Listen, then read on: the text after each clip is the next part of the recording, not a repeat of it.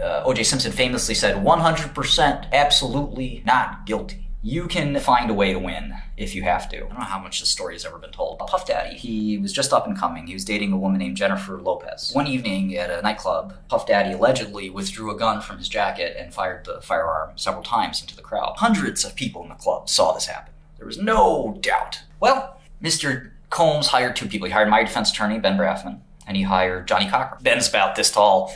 Ben gets up on the stand. He's sitting there. He's thinking. He's making it look like he's thinking. And he does something totally out of character, totally unlike every other testimony. I am talking from experience. Very painful experience. So I know what Sam's going through right now. You are at a deep disadvantage. They've got the bald eagle. That's hard to beat. You got whatever you can come up with. It's a scrappy street fight. So what happens is you get arrested and you get arraigned. You always plead not guilty. Even if you plan on pleading guilty tomorrow, you still plead not guilty. And you work out the plea deal. So this is just for arraignment, basically, right? So arraignment is a process that's pretty simple. January 3rd, he's going to plead not guilty, and they can negotiate a plea over the next few weeks or the next few years. It was very unusual for his colleagues to plead guilty so quickly. But he's the kingpin, so he should take his time and think about this. As I suggested, it would have been very odd for him to say, "Oh, I'm pleading guilty." He's gonna, and you never plead guilty in front of the judge. That's called an open plea or an 11C1 negotiated plea. If he goes to trial, like I said, he's not dead to rights. With the right attorney, the right team of attorneys, he's got Carolyn dead. I mean, she's not a witness for all intents and purposes. She can say whatever she wants, but at the end of the day, unless she does an Oscar award-winning performance on the stand. Incidentally, I had a witness named Carolyn who did one to me, who I was also possibly, allegedly romantically involved with. And she actually did a number on the stand. She did a tremendous job for the government. If I'm a defense lawyer, Carolyn is Swiss cheese. All you need to do in discovery is get one email where she says, "Sam, I love you," or something like that. And if you're Carolyn, you're sitting there on the stand, you're going to get punched for the next 3 days. Boom, boom, boom. Every little piece, every tumbler, right? Every stupid thing you've ever said is fair game for that cross-examination. It is not hard to poke some holes. So she's more or less toast, right? Isn't it true you had sex with my client? Yes. And isn't it true he gave it to you raw dog? Objection, objection, objection. Sustained. You may answer the question. I'm curious for my own reasons. Judge Kaplan, we object. I heard your objection. The point is, it's very easy to impugn her. Now, Gary is, you could argue, well, Gary set up these systems. Gary coded them. And, my client's not a coder. He didn't know what to do. It was Gary's fault. And Gary's just trying to save his skin. You're telling this jury that you're not a liar, but you were a liar before, but you're not a liar now. And you're saying that my client's a liar? Well, this is nonsense. And the jury's like, that man's trying to save his own skin. I like this young Jewish boy. Part of it is image. You have to dress up Sam. Dress him up in a way that he's honest, seems hardworking. You put people on the stand that say, Sam worked 24 hours a day. He had a beanbag in his office. This guy was not trying to cheat anyone. Not all entrepreneurs in this great country, in this land we call America, not all entrepreneurs end up becoming Bill Gates. Not all of them end up becoming Elizabeth Holmes. Some of them fail on their way. Some of them fail because they have colleagues like Carolyn Ellison and Gary.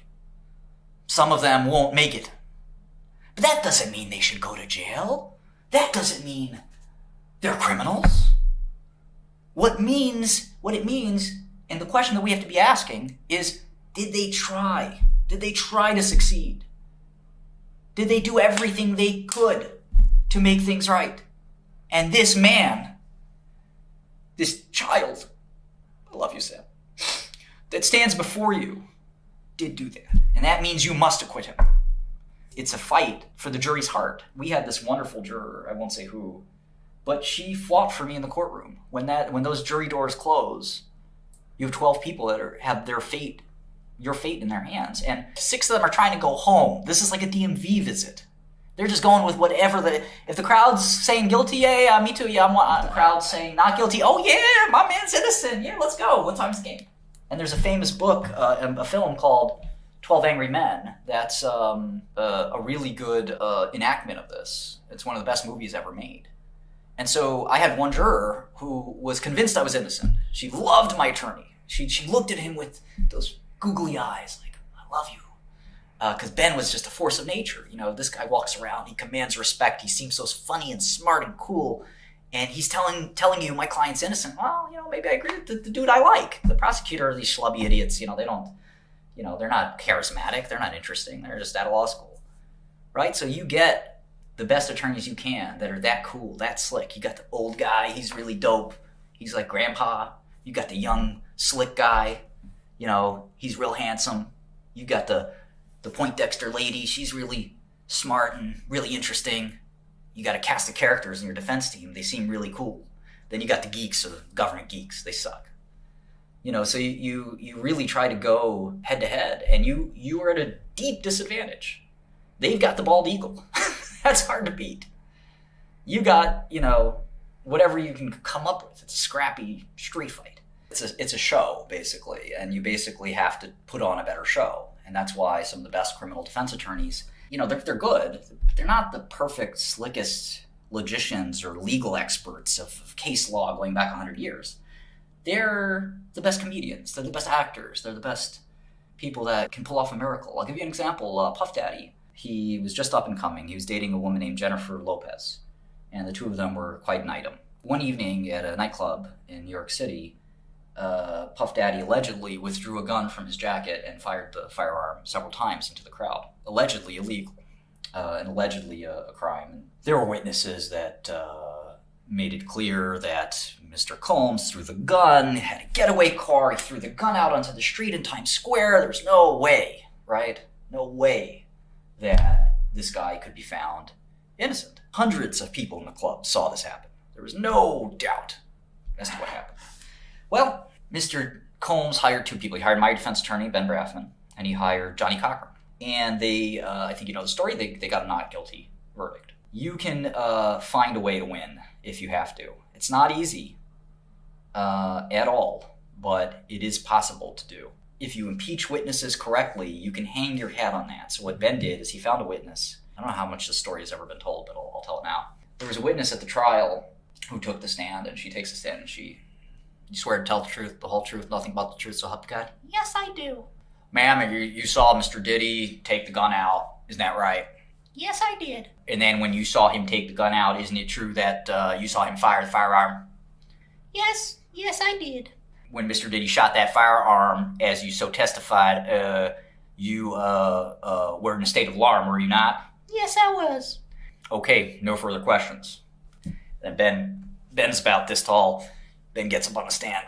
And again, it's all a show. He's sitting there. He's thinking. He's making it look like he's thinking. And he does something totally out of character, totally unlike every other testimony that they've been doing. And this is a boring trial, right? That's going on for weeks. And he goes, Your Honor, may I approach? Judge says, sure. And he says, Your Honor, may I approach the witness? Judge says, okay. And he goes up close to the witness and he looks at her. And he looks at the jury, he looks at the judge, he looks at the prosecutor, he looks at Combs, and he starts nodding his head like he just figured something out. Thank you for testifying today. You stated that from across the bar, you saw Mr. Diddy take the gun out of his blazer, point the gun, and shoot it. Is that your testimony? Yes. Would you mind stepping down from the witness booth and standing up right here on the floor? And she looks at the judge, and the judge looks at him, and the woman gets up out of the chair. She comes up she stands up and she's like this. And Ben's very short. Ben stands up next to her and he says, okay, you can be seated. And he walks back to the lectern and he says, ma'am, how tall are you? I'm 5'2". And Ben says, I see. So, the thing is, I'm 5'4". I played on the basketball team. And the jury laughs. I don't think you're 5'2". Are you really 5'2"? And she says, well, I'm really 4'11", but with the heels, I'm 5'2". So you saw my client take a gun out and shoot it from across the bar? She says, yes. And he says, are you positively sure? Yes, I am. Did you know that the bar at Club New York is 5 foot 7 feet tall? She says, No, I did not. are you 100% sure that you saw Mr. Diddy take the gun out and fire the firearm? And she says, I think I saw it. he said no further questions. And that was it. And he was found innocent.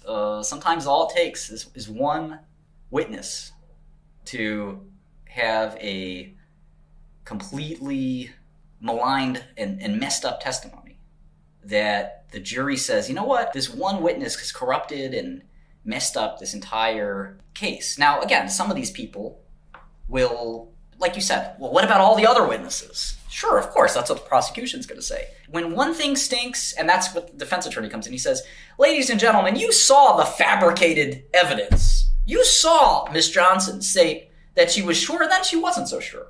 When a gun goes off, there's a lot of panic. People aren't sure what they saw. And studies have shown that, et cetera, and you basically just run, you bring up reasonable doubt, and you might win. If you have a story, you run with the story. And Sam needs a story. He maybe doesn't have a story, so he's pleading guilty. I really need 10 years to plead guilty, or I'm going to trial, and I'm bringing Braffman, and I'm bringing 𝗏𝗏𝗶𝗵 passed away, Johnny Cochran who passed away. I'm bringing Mark Cohen. I'm bringing 𝗥𝗲𝗴𝗶. I'm bringing the dream team of attorneys. Mm-hmm. And I got a special weapon for you, Jose Baez. If you guys don't know who Jose Baez is, he defended Casey Anthony and Aaron Hernandez, both successfully. That guy's a beast. I mean, he's good. These guys can hone in on any specific issue, and they hammer it home, and they try to get it to work. Big attorneys usually can't work together, no. If you have the money, they'll do anything, right? But look at OJ, right? OJ was the example of the dream team, working itself out. And so we'll see what Sam does. He's not pleading guilty. He's entering the plea, which is very different from pleading. We're run-of-the-mill thing. You got to show up and say, Your Honor, not guilty. If you want to add some spice, you can say, absolutely not guilty.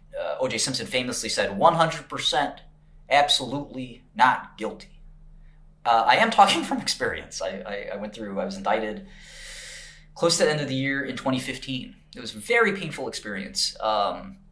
And so I know what Sam's going through right now. Of course, allegedly, what he made millions of people go through is probably the sum of that experience is worse. But we can't forget that you're innocent until proven guilty in court of law. Sam has not been proven guilty. The odds don't look good. But remember, one email where he says, Dear Diary, I've been thinking about FTX lately. And I want to make sure that we're become like the next JP Morgan. I want to make sure that we can offer the best services. I want to make sure that we don't do anything wrong. I want to make sure that we have the best compliance. And all that stuff that we're doing wrong, like we don't have an auditor or board of directors, I'm going to fix that. I'm going to look into that immediately because I want to make sure we have the best company ever. And that is exculpatory evidence. He can create that right now if he wanted to. So, Your Honor, this letter to myself, from myself, dated last year, shows what my state of mind was. I am not guilty because my state of mind was not guilty. So I guess some of you people want to talk about what happens if he's found guilty or he pleads guilty. Avi's looking, I think, and again, I got to double check, but I think Avi's looking at 5. So 5, you can do 3, right? And you can do 3 in kind of the place I was at. Again, learn a little rap music, watch Get Hard a few times, and you'll be all right. That's not going to work for Sam. Sam gets 20 or 30. He's going to the pen or the medium. And medium, I don't even think he can get there. So he's looking at hardened thugs, gangsters, real crazy people. The kind of jail I went to, not the same. You can't become transgender in the feds. Unfortunately, it's what you were signed at birth is what prevails.